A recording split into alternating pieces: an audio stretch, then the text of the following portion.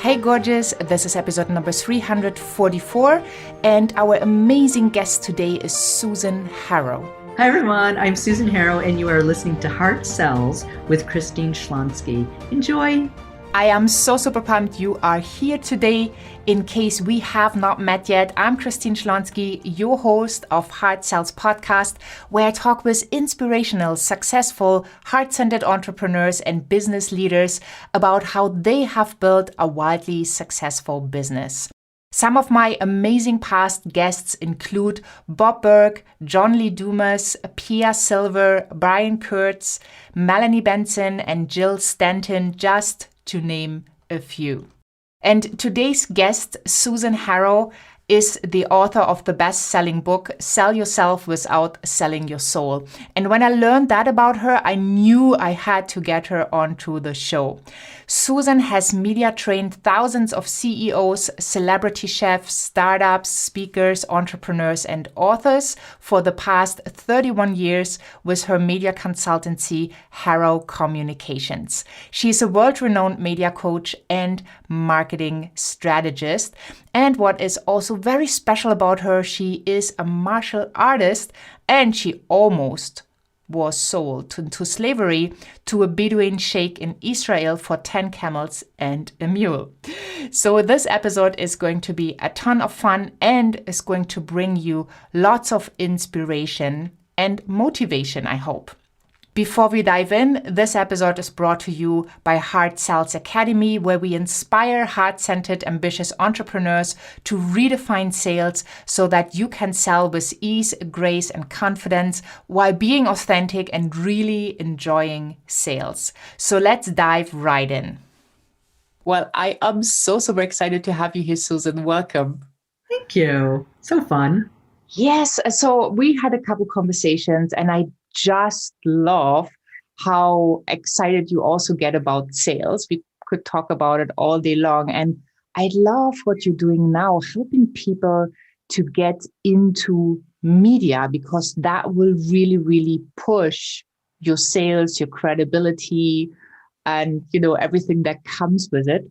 So let's dive in. And have you always been that confident that you are today? Oh, I still don't think I'm confident today. I think confidence is something that we're cultivating all of the time and that we're just growing it. And that sometimes it ebbs and flows. And really, I think it's something that I work on, and it's a practice like anything else. Like when we were talking about it's sales and media, it's the same. It's like, and I just wanted to say too, because what you were saying, like grow your business with media, a lot of people are very comfortable online, and really moving to the next level is traditional media. So it's TV, radio, yes, podcasts, some high-level podcasts like yours, as well as print or online. And that is something that a lot of businesses haven't done. They focused online. And part of your whole strategy and elevating you to the next level, it's important to start doing media. And it's the fastest path to becoming a thought leader, being recognized as one. Because people call themselves thought leaders a lot of times, but it doesn't matter. You can't call yourself a thought leader. Other people have to think of you as a thought leader. Yeah. If you're a thought leader in your world, that's great, right? If I sit here and say, well, I'm a thought leader and nobody knows me, then, that is a challenge. I just found it so interesting that you say you're working on confidence, right? For me, you come across as like super confident, and I'm quite sure for the listeners, or if we have some video material, you come across very confident. And I so agree, it is a practice. And most of the people have not been born this way, right? We all have struggled a little bit. So I was just wondering how your path was, because if I just think about all the media that's so intimidating for so many people, just thinking about being on a stage, let alone being on TV with cameras from everywhere and light shining on you. How do you cope, as even if you are a thought leader, even you have a message, how do you overcome that maybe fear or feeling of being uncomfortable so you can step into the spotlight? One of the things I think that we do that's really important is role play. So to do the actual situation, that's something that the Mormons do when they go out on a mission. They actually have a real live living room that they do the sales call in because that's the situation they're going to be in. So people before COVID would come to San Francisco and I'd bring them into the same studio that CNN had, and I would give them the experience of being on TV. So we would do satellite where we're looking into the dot, which is now what we're all doing on the computer, right? And also having a big camera, having the lights in their face, having a cameraman there. All of that experience is super important. But before we do that, we work first on their verbal language. Like, what do you want to say? What are the most important things to say to your audience? And then we move to your facial language, your body language, and your comfortability. So it's facial, verbal, body, right? Because that's a whole other thing, because when people get under pressure, they do strange things. I had one client, sometimes blink really fast, sometimes frown. I mean, people do all kinds of crazy things when they're under pressure. So you want to actually have the real experience. So we go in those stages. What do you want to say? What are your key messages? And what are your key messages that are going to drive sales, that are going to have people engage with you so you can grow your business? So it's not just about being an entertaining guest. It's about being very strategic about what you want to say. And then we kind of go back into it and say, well, what questions do we want to set up to give to the media that will then allow you to back into that, whatever you want to say and how you want to be perceived.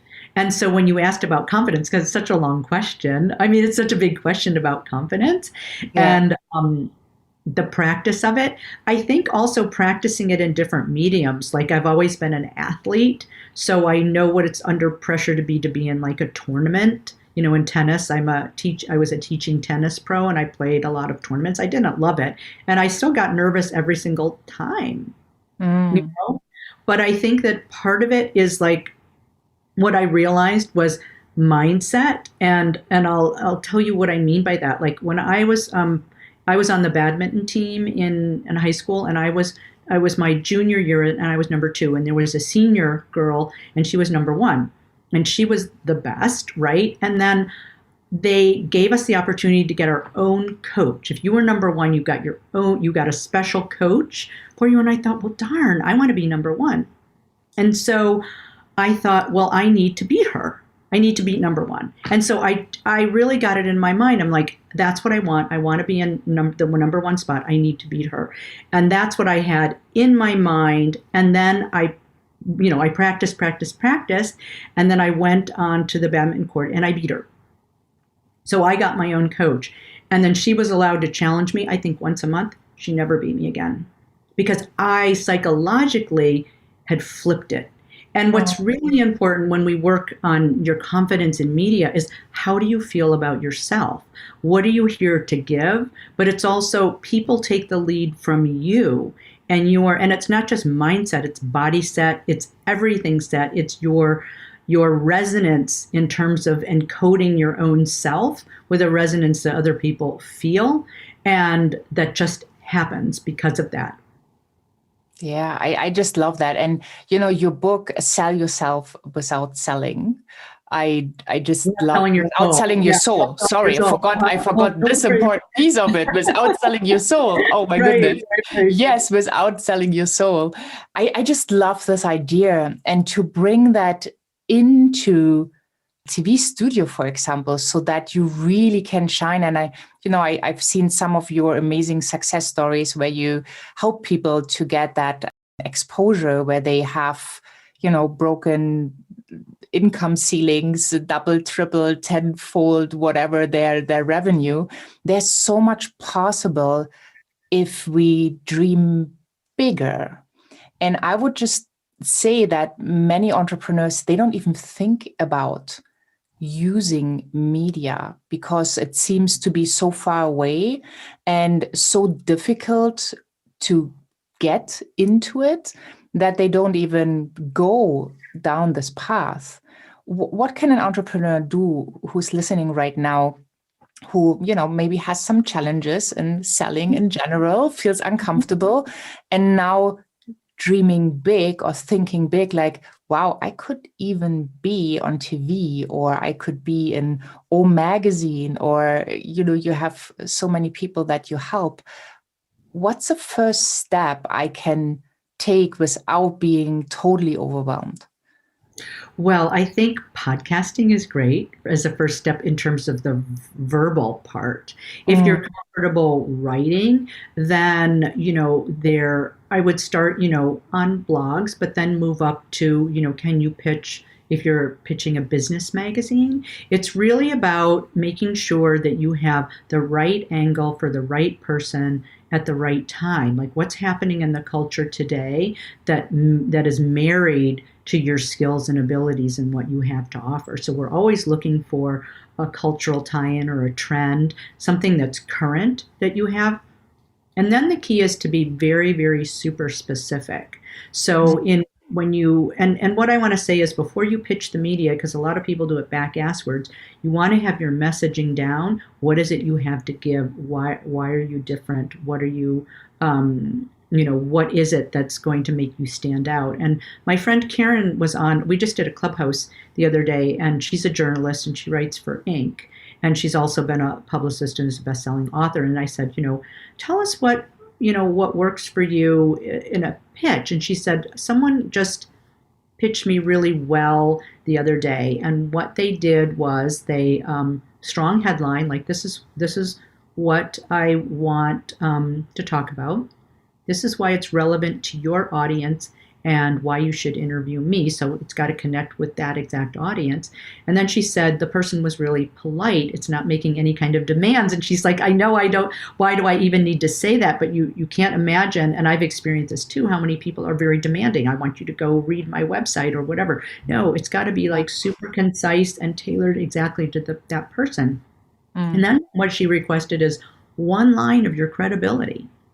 So when you're pitching someone, it's got to be very succinct and it's got to be credibility that relates to, and this was, by the way, it was a woman pitching confidence and she was a professor at Harvard, and so she said, I have interviewed, 200 people for this book, so she's got the social credibility too, right? And so she put all of that in a very succinct pitch.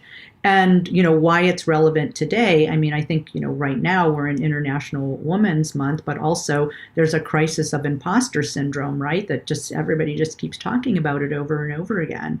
And I think that instead of talking about imposter syndrome, we want to really focus on how do we maintain our confidence and our presence in any situation, and that's just another situation where people are in a situation where they feel like they're an imposter, or a culture is saying like you are not valuable in terms of whatever we're looking at, whether it's inside of a company or an entrepreneur or at a conference, whatever, and to really begin to identify that in ourselves so we can say, what is it in ourselves that we're allowing to have other people treat us this way or position us this way, and start to figure out what that is so we can be presented, so we can present ourselves in the way that we actually want to be perceived and be it. It's not just trying it. It's like you have to be it. And I think there's some internal practices that we focus on that really can shift that. Yeah. So basically, when you be it, you start embodying.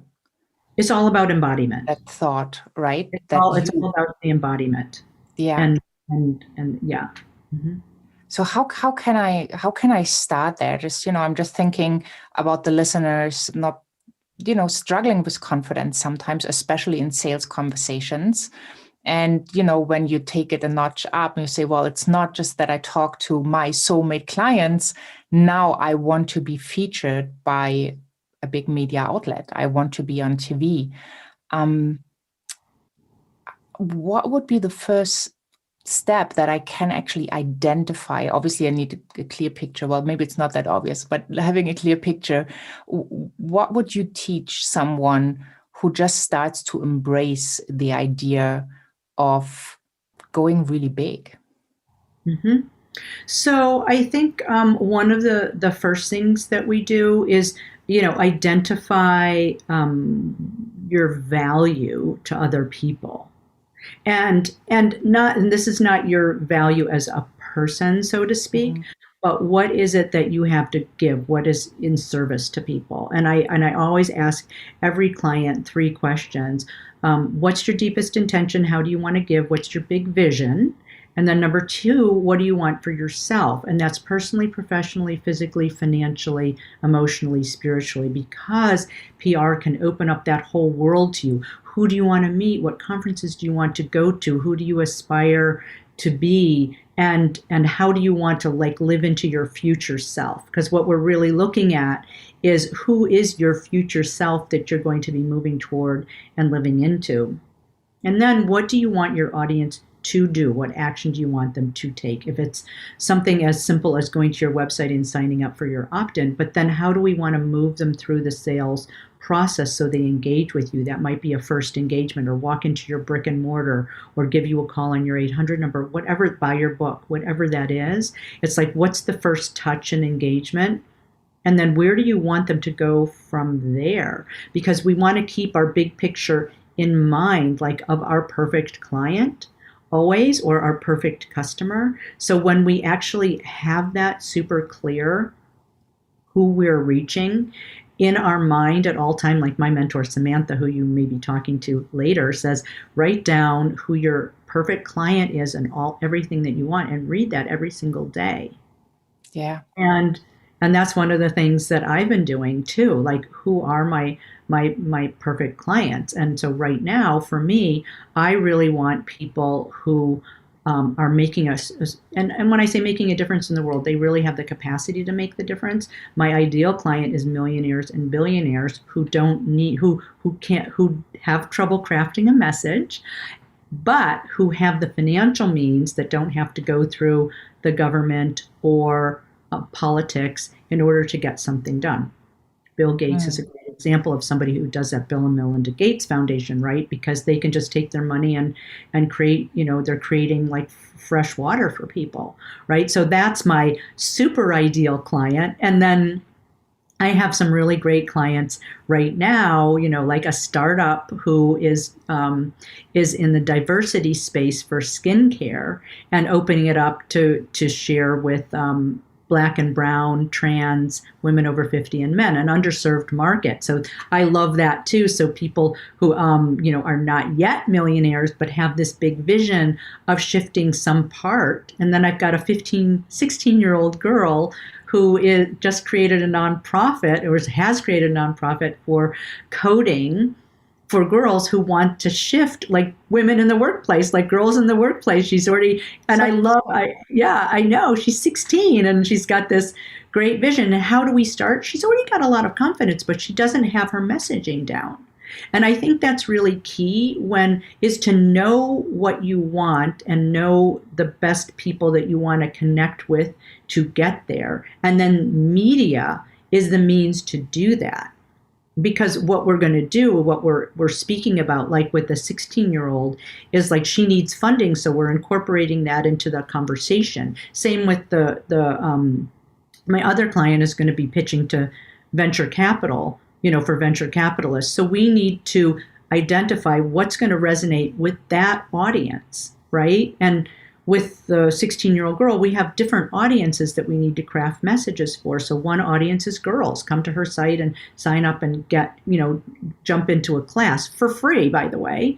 And then, the second audience is people who can fund it or sponsor it, corporations or grant people or other people in other companies or nonprofits that are already in the coding. So we really want to think about, instead of thinking about like, my confidence or whatever, I think really starting to think about, gosh, who do I want to connect with and what do I want to do? Because that also takes the emphasis off like, I'm too fat, or I've never done this before. You know what I'm saying? Yeah, And yeah. I just had to smile. Like I'm too fat. I can see, like, especially women might have this thought, right? I can't be in front of a camera right now. Yeah, but a lot of women, it's like what I hear most is, I want to lose 10 pounds before I'll get on TV. But, people are not looking at your weight. They're looking at your wisdom. They're looking at your presence, and they don't even notice. And I know for a fact, I've been, 30 pounds thinner. People don't even notice. I notice, I would love to lose those 20 COVID pounds, but I'm telling you, people don't, they're like, you look a little different or whatever. They don't care. It's again, it's how you're shining and what you want to do and thinking about the other person and your goals. And that's not to diminish that I know we have a crisis of confidence in this. But I think, and you asked for one specific thing, I'm covering a lot of topics, but I think one thing to start to work on confidence is controlling your mind. By that is there's something everybody can do super simply once an hour, bring your mind to focus and just breathe and see if you can clear your mind of thoughts. Once an hour, 1 minute. You can start getting control of your mind, because if you can control your mind in the moment, then you can control your destiny. And it's the same thing when we have a thought. Like I have a process with myself. If I think something nasty about somebody, even walking along, especially in COVID, like, oh my God, I got to cross the street. I ought to, and who are these COVID carriers? I automatically say, I need to reframe that and I need to smile at them and say, hello, how are you doing? And think of something good about that person, even if it's like they look like they love their dog, whatever that is. So that's like a mind shift, because, we're all kind of crabby during COVID. And I notice that I'm, having those kind of thoughts more often. And I practice myself. Okay, what is the thought that I can switch in this moment? And then we can do it for ourselves. We think, oh, I'm not confident, or think, okay, that thought came up, just let it go.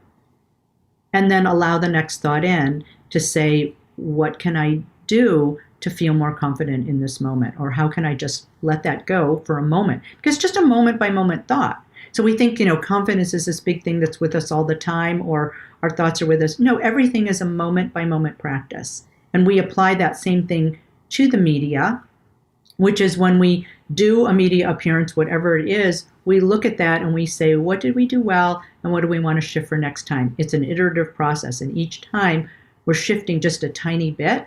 That's those 10,000 hours. That's the practice of the 10,000 hours to be excellent. It's not, and the 10,000 hours is changing something small each time you practice. It's not doing the same thing over and over 10,000 times. Yeah, I totally agree.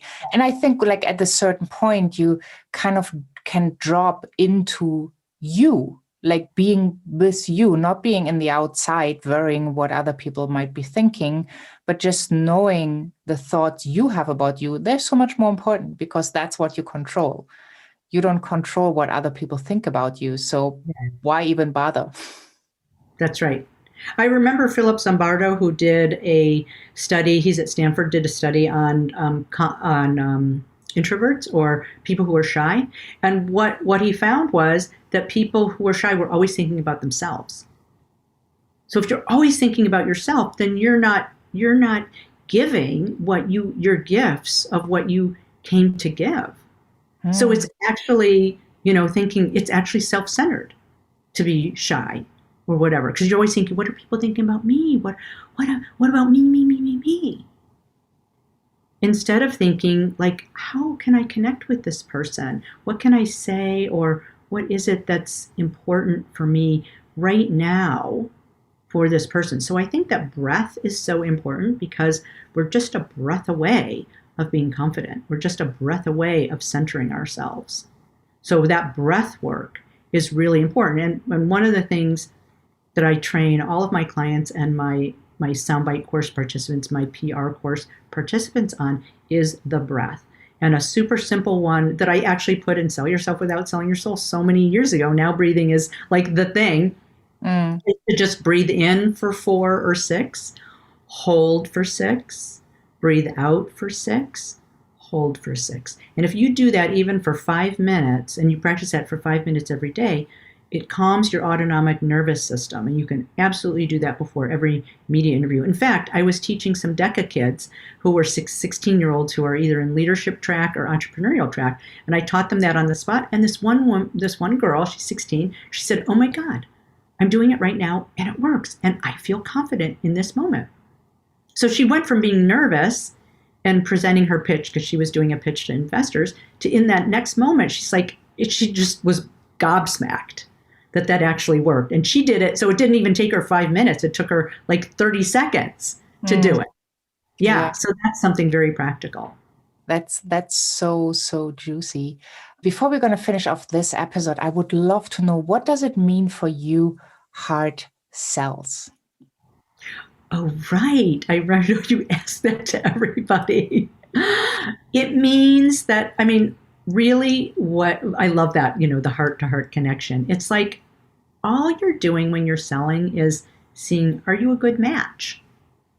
Is this person, and for me, I want somebody who I learn as much from them as they do from me, whatever medium. It doesn't matter whether they're selling chocolate, which I would love. If you're out there and you want to get on the media, if you've got chocolate, come on by. Or, a great snack, a healthy snack or something. It doesn't matter to me. Like I have a mix of clients. So some are like the super socially conscious, and then some are, like a great food or whatever that is. But so really it means just, if I don't like someone, for example, and I don't want them as a client, it's like, are they going to treat me as respectfully and as beautifully and lovely and value me as much as I do them? I look for people who are going to just think whatever I do is like so amazing for them. And I look at them the same way. So we're looking at each other and we're saying, how do we bring out the best in each other? And that's our goal, really, bringing out the best in each other as we're moving through this process called, if you call it sales. I mean, I look at it as like, what can I do for the highest good of my client? That's always my question. And can I do this and so I always ask myself before I respond to anybody, can I produce results for them? That's what I'm thinking. Can I produce results? Can I get them to where they want to go and beyond, even holding a bigger vision that they hold for themselves? And am I capable of bringing them there? That's what I'm thinking about when I'm connecting with somebody. Yeah, beautiful. Thank you so much. So you brought us a wonderful, wonderful gift that I am so excited about. It's the 100-word email that can get the media to call you. I just want to say that it can get the media to call you, right? Not you calling the media calling you.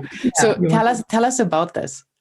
Yeah. So right now, media don't want you to call them on the phone. They want you to email. So your pitch has to be super short. So in this PDF, we show you how you can just pitch in 100 words and capture attention.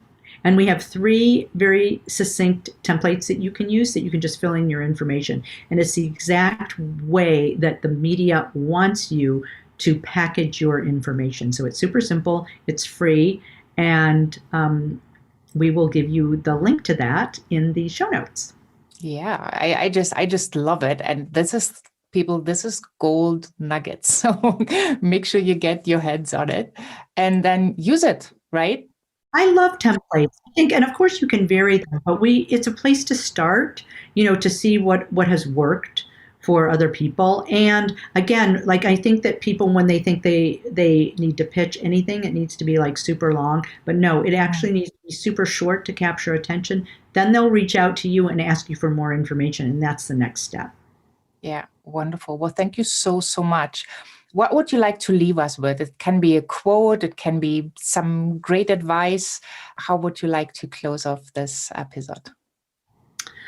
I would like to say that whatever you have, no waiting, that start to do media now, whatever it is, even if it's just a local TV show, get started somewhere, like take the step. and then start to be able to practice. So before you do that, get that messaging down, then pitch the media, go to your, get booked on your local TV or your local newspaper and begin there. Even we have those community newspapers. You can start there. Yeah. Start somewhere and start now. Start.